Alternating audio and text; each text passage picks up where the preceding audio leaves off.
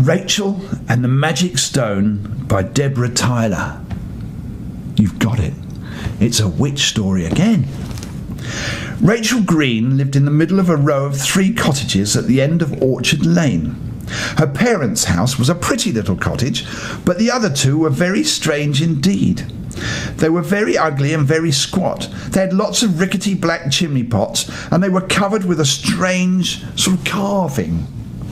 The carvings were of fierce beasts, and they seemed to roar as passers-by went past the houses. So you can see that the cottages were very strange indeed, and the reason they were so odd is because they belonged to 2 witches. Rachel hated living there. It was no fun living between 2 old witches, especially 2 old witches who were always arguing. You don't argue, do you? Now, we'll leave that to the witches. The 2 witches were sisters. Their names were Snatch and Grab. They have funny names.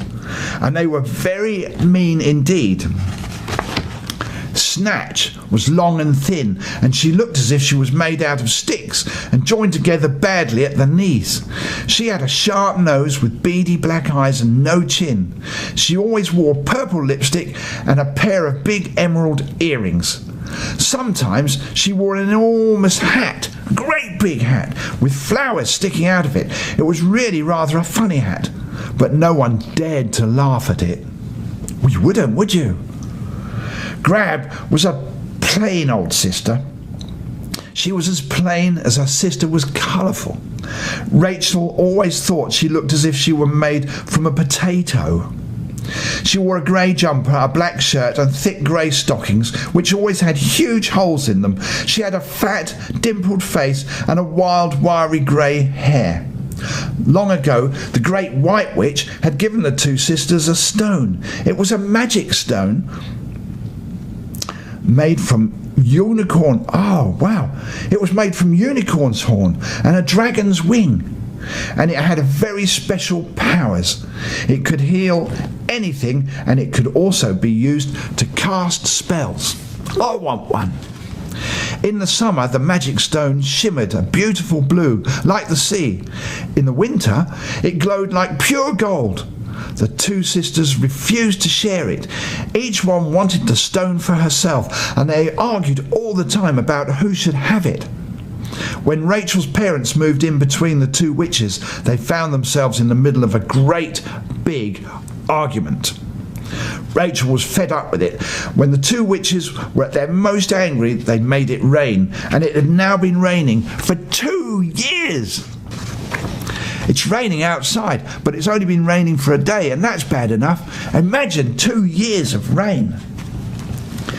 And that wasn't all. Snatch and Grab shouted to each other through the magic telephones made of giant sheep's horns. They made smelly potions to upset each other, but these usually upset Rachel's mum more, especially when she wanted to hang out the washing.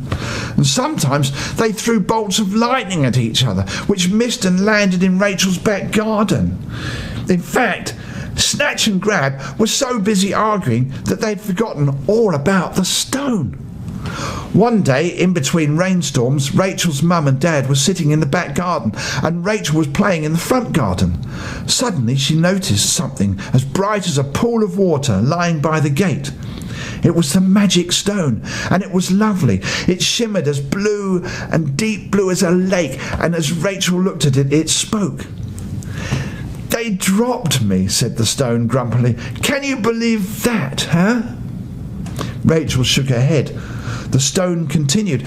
"They argue about me for years and years, and then they drop me and don't even know that I'm gone. What a damn cheek." It shone a bright leaf green. "And think of all the trouble they've caused trying to get me, making bolts of fire, cooking up smells." The stone sighed, and so did Rachel. "They are very rude," she said. "We should teach them a lesson." "Yes, great idea." "I don't think I can," the stone said in a sad voice. "When they don't realise is that they've used up nearly all of the magic left in my lovely stony body." with their greedy quarrelling. I once belonged to a king in Egypt who wore me as a crown, and then I belonged to a mermaid who gave me a brave and handsome pirate. I'm a very special magic stone. To think about the way all of my power is being wasted by 2 silly witches would break my heart. If I had one, that is, of course, stones don't have hearts, so this stone's heart couldn't be broken. As the stone said this, there was a terrific boom in the back garden. Bang! Rachel looked around and was just in time to see a huge cloud of yellow smoke rising up behind the house. She also saw a pair of long legs disappear over the top of the hedge into Snatch's garden. Rachel dashed through the house. When she reached the back garden, she was horrified. On the 2 deck chairs, where her mother and father had been sitting, there were 2 huge plants. Snatch had tried to turn Grab into a giant plant, but the spell had gone wrong, and she had turned Rachel's parents into plants themselves. Rachel ran back to the stone and explained what had happened. "You have to help me now," she cried. All right," said the stone. "I don't know what I want to be magic anymore anyway. It was fun, but I don't belong to the king of Egypt anymore. It's now no fun at all." The stone began to glow, and then it flashed until orange sparks flew, and then the stone hummed. It recited a spell very grandly, and the whole back garden shook. "Keep no spells," declared the stone. "Let them be witches no more." There was a flash of light, a loud bang, and the stone turned blue again. Rachel could hear her parents chattering to one another in their deck chairs. She sighed with relief. But what of Snatch and Grab? Just as she was wondering what had become of them, Rachel saw the most remarkable thing. Grab came out of her house and walked towards Snatch, who had appeared just at the same time. "How nice to see you," said Grab. "How lovely to see you," replied Snatch. "Do come in and have some tea, my dear," said Grab, and they both walked back into the house together. "I have your stone," Rachel called to them. "Stone? What stone?" The stone was now a dull blue colour. "Oh, that," said the sisters together. "Keep it." So Rachel did. She kept the stone. It was no longer magic. It was no longer anything but a pretty stone. Snatch and Grab were no longer bad witches. Their arguments was over, and it never rained on Rachel's house again. When Rachel was older, she had the stone made into a brooch and always wore it on special occasions.